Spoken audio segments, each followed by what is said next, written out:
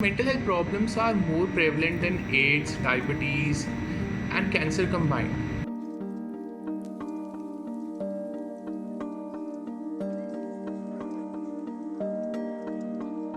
As you know, in India, it's still a big taboo.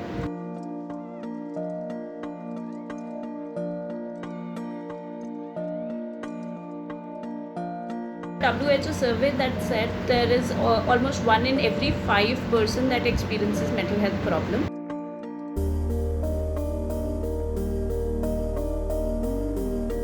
In India, almost 20% of Indians have been suffering through any sort of mental health issues.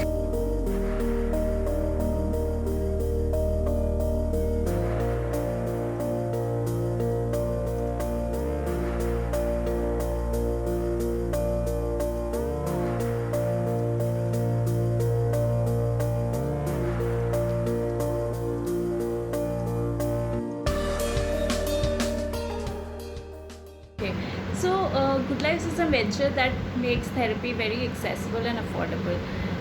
We aim to have a wide scale mental health awareness for all sorts of people, because as you know, in India, it's still a big taboo.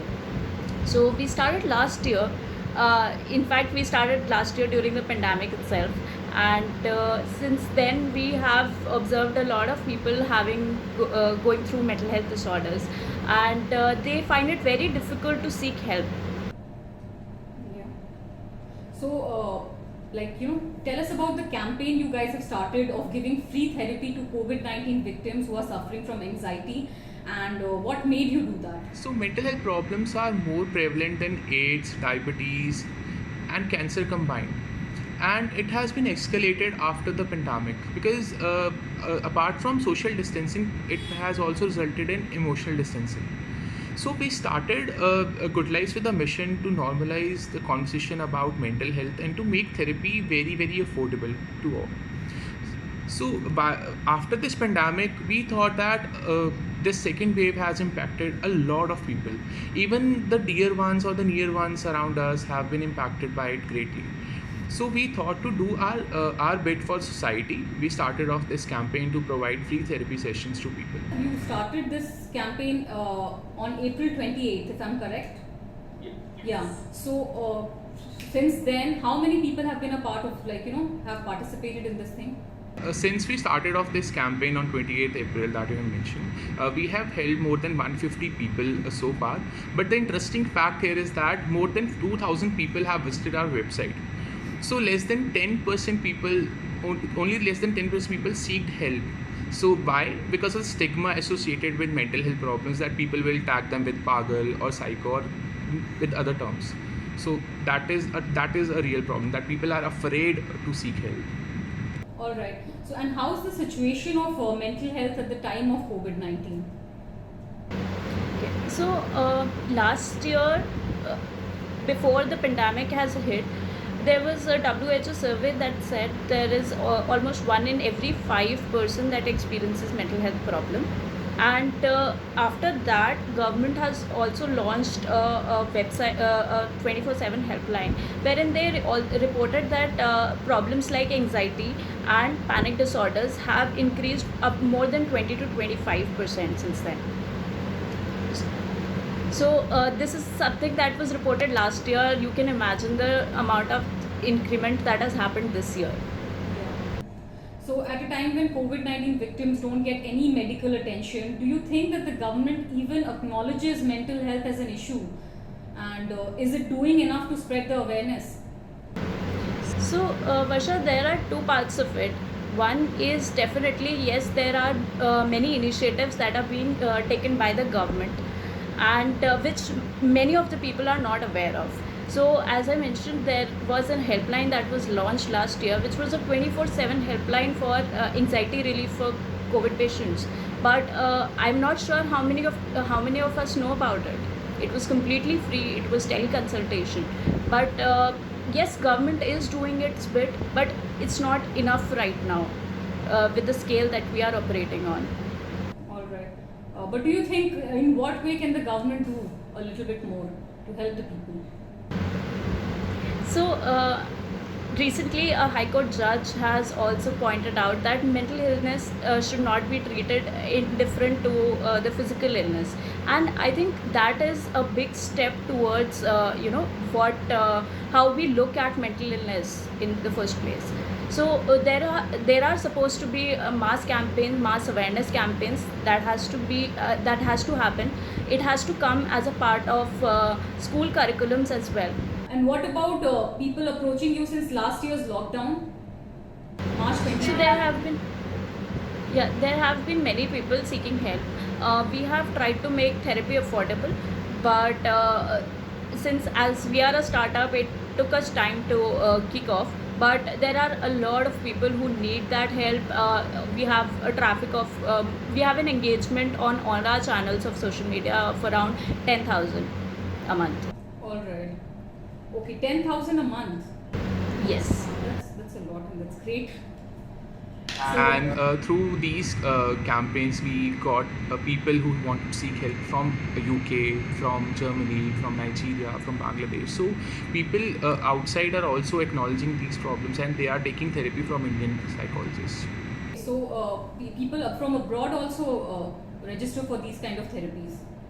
And what's the ratio if you compare it with Indian people and like foreigners? What's the ratio? So on our platform, it is about one people from abroad and 9 in India. So 1 in 10. Like since last year, there has been a spike in domestic violence cases, like especially during lockdown. And this year again, there's lockdown in each and every part of the state. So how have more women come forward looking for help? So women are in general more open towards seeking help, we have observed. Most of the people who are coming for help are women because they are okay talking about mental health in the first place. In comparison to men who are by the norms of the society have been told to hide their emotions, have been told not to cry, have been told to man up always. So those are the things that have stopped men from seeking help. But yes, as if I talk about domestic violence in particular, when it comes to domestic violence, yes, the cases have increased. Women have been seeking help, but at the same time it becomes very difficult for them because it is online. It is something that has to happen at their home, and the traumatizer or the person who is doing this domestic violence is also at home. So it is very difficult in the lockdown for them to seek help. Can you tell us about a particular case? Can you elaborate on that? Sure. So when we initially launched, I think around last year only, we got a request from a person who was forcefully married into an arranged marriage setup, and she was having a lot of trouble adjusting primarily because of domestic violence. When she approached her family members, her maternal family members, they refused for any help because they thought that the marriage was done, and the basic culture that we have. And post which she really wanted help, so we started email assisted therapy for free for her. And she sought help for some time because it was easier for her to write things up, and it was easier for her to tell things. And the way she started therapy was also helped her in journaling. So we told her that she should journal a lot. That is one of the techniques of therapy, and she eventually got a space to vent out her emotions. So I didn't know that therapy can be done via journaling also, because I thought it's either face to face or or on video call or maybe on call. So this journaling format, how many people do you think follow this? So it's very hard for people to stick to emails. So it's not a journal format, it's a email assisted therapy, wherein you write an email to the therapist and they reply with a certain set of questions or your certain things that you would want to work on. And the same thing which happens online happens via email. But it has its own problems. It is a slow process. It takes time to understand what the person is going through, what is the filtration of words a person is using while writing the email, and there are it's a very slow process, so people find it difficult to stick to it, although we still provide email assisted therapy for free for people to vent out. And apart from this, we also encourage people to go for expressive art therapy and music therapy. So we are trying to break the conventional method that where people think कि therapy is only about talking with a therapist sitting on a couch. So we are just trying to break the stigma and incorporating new ideas so that people can be helped with these ideas and with these style of therapies.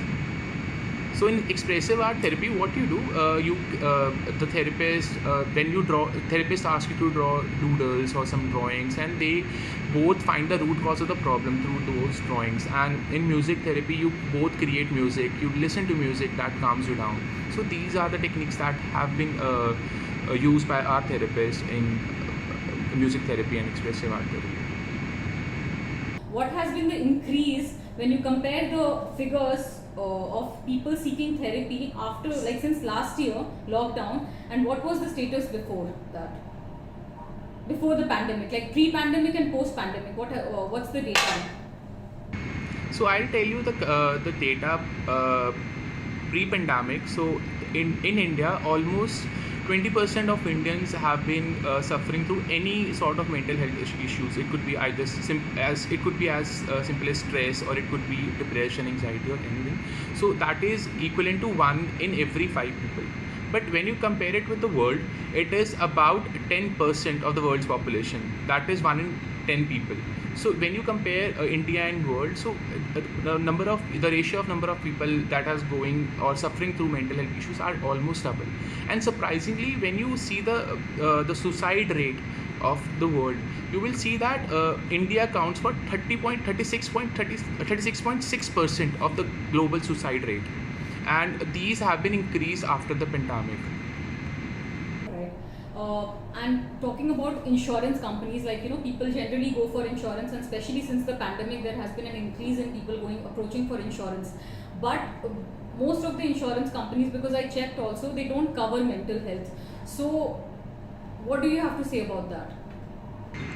So, as Sakshi has told you earlier, that High Court judge named Pratibha Singh, she has also sued a company for not allowing that person to take claim of mental health issues. So, I think that companies to acknowledge mental health issues is a long shot. So people right now are still in a phase of acknowledging, and they have just started the conversation about mental health. I think it will take some time for insurance companies to reclaim their bills of mental health issues, or maybe some problems. Since you guys are getting so many cases, so many, you're flooded with people, like, who are seeking for help. How has it impacted your mental health? So we have been talking to people in and out. I mean, every hour of the day I'm talking to new set of people, new set of problems. So for me to keep my mental health upright, I do take walks. I used to hit gym, but now it is not possible. So maybe some sort of few exercises that I do at my home, and talk to my family and watch anime. So that is my my go to de-stressing things that I do with myself. Plus, when you see people giving you testimonials that we have helped them a lot and we are doing something good, so that also motivates you to do it for the next person, or maybe provide that kind of sessions to the next person, and that will motivate you eventually. So these things do motivating. All right. Thank you so much, guys, for your time.